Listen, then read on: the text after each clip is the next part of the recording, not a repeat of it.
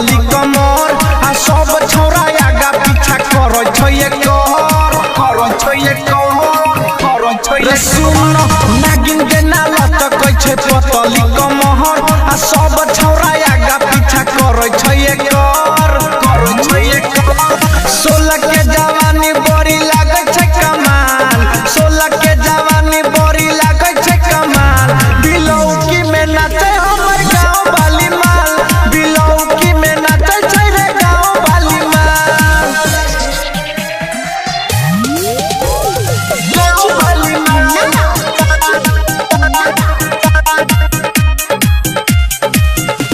बिलौकी में नाचे हमर गांव वाली माल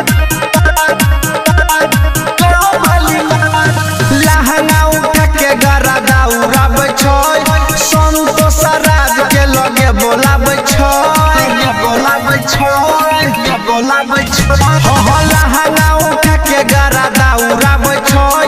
संतोष राज के लगे बोलाब